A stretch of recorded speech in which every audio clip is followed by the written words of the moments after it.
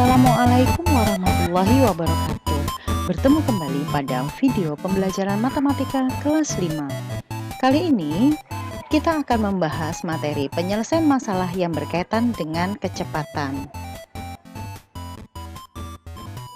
Sebelum kita membahas materi lebih lanjut, ayo coba anak-anak ingat-ingat kembali materi yang telah kita pelajari sebelumnya.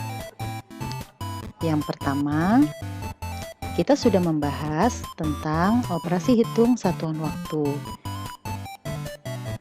yaitu satu hari kita ketahui sama dengan 24 jam, 1 jam sama dengan 60 menit, 1 menit sama dengan 60 detik, 1 jam sama dengan 3600 detik. Materi yang kedua adalah hubungan antar satuan jarak. Kita sudah mempelajari satuan jarak berupa kilometer, hektometer, dekameter, meter, desimeter, sentimeter, dan milimeter, yang mana setiap turun satu anak tangga akan dikalikan 10 dan setiap naik satu anak tangga dibagi dengan 10.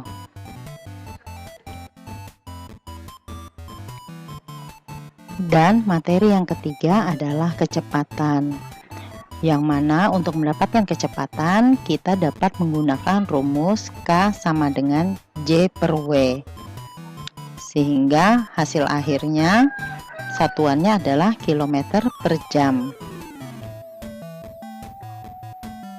Anak-anak, hari ini kita akan membahas materi penyelesaian masalah yang berkaitan dengan kecepatan. Jadi penyelesaian masalah yang akan kita bahas akan berkaitan dengan 3 materi sebelumnya. Namun sebelumnya ada sedikit informasi yang sebaiknya kalian ketahui.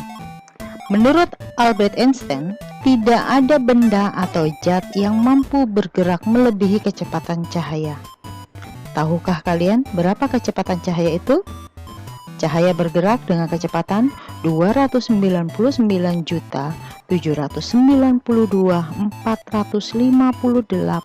meter per detik. Sebagai gambaran, cahaya dapat mengelilingi bumi dalam waktu 0,13 detik.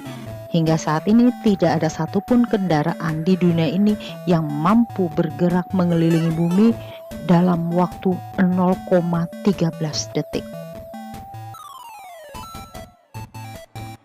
Kecepatan dapat digunakan untuk menyelesaikan masalah sehari-hari. Ketika menempuh suatu perjalanan, terkadang sebuah kendaraan tidak bergerak dengan kecepatan yang selalu tetap. Misalnya saat melewati jalan rusak atau tikungan, pengendara biasanya akan memperlambat laju kendaraan.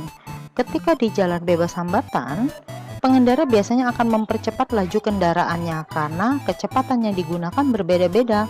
Maka dalam masalah sehari-hari sering digunakan istilah kecepatan rata-rata. Perhatikanlah contoh soal berikut. Kecepatan rata-rata sebuah mobil adalah 80 km per jam. Apa arti dari kecepatan 80 km per jam? Nah, bukankah kita sering melihat rambu-rambu seperti ini? Maka penyelesaiannya adalah kecepatan 80 km per jam, artinya dalam 1 jam mobil tersebut dapat menempuh jarak sejauh 80 km. Contoh soal kedua. Pak Arif berangkat pukul 7.00 menuju ke kantor yang berjarak 30 km dari rumahnya dengan mengendarai mobil. Jika Pak Arif tiba di kantor pukul 7.30, berapa kilometer per jamkah kecepatan rata-rata mobil yang dikendarainya? Penyelesaiannya, kita lihat waktu tempuhnya. Pak Arif berangkat pukul 7.00 sampai di kantor pukul 7.30, maka kita kurangkan 7.30 dikurang 7.00 sama dengan 30 menit. Oke, kita sudah dapatkan waktunya. Bagaimana langkah selanjutnya?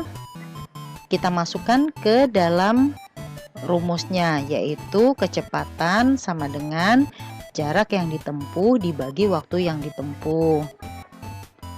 Maka hasilnya adalah 30 km dibagi 30 menit sama dengan 30 km per setengah jam. Karena dalam kecepatan satuannya adalah kilometer per jam. Jadi 30 menit kita rubah menjadi jam.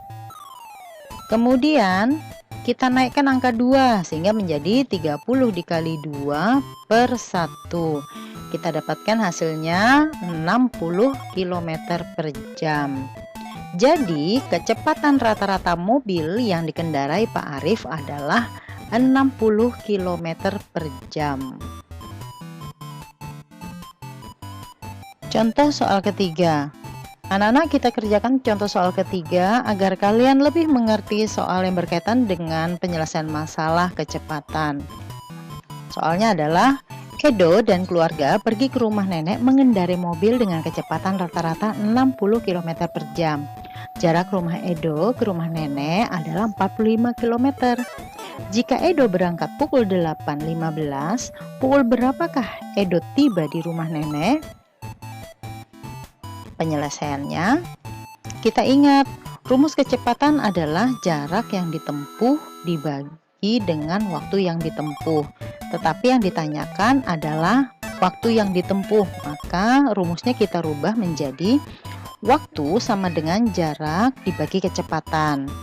Setelah kita ketahui bahwa jaraknya 45 km dan kecepatannya 60 km per jam. Kita kecilkan hasilnya, maka menjadi 3/4 jam. 3/4 jam berarti kurang dari 1 jam, maka harus kita rubah ke menit. Jadi 3/4 dikali 60 menit hasilnya adalah 45 menit. Kita sudah dapatkan waktunya, kemudian kita tambahkan dengan waktu Edo berangkat. Edo berangkat pukul 8.15, kita tambahkan 45 menit dari hasil perhitungan kita. Maka hasilnya adalah 8.60 menit. 60 menit telah memenuhi syarat untuk kita rubah menjadi jam. Maka 8 ditambah 1 hasilnya 9.00. Jadi Edo tiba di rumah nenek pukul 9.00. Anak-anak, untuk dapat mengukur pemahaman kalian mengenai materi yang baru saja kita bahas, kerjakanlah contoh soal berikut.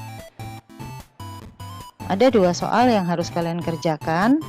Setelah kalian mengerjakan, kirimkanlah hasil kerja kalian kepada wali kelas masing-masing. Terima kasih sudah menyaksikan video pembelajaran kali ini. Semoga bermanfaat. Bertemu kembali pada video pembelajaran berikutnya. Wassalamualaikum warahmatullahi wabarakatuh.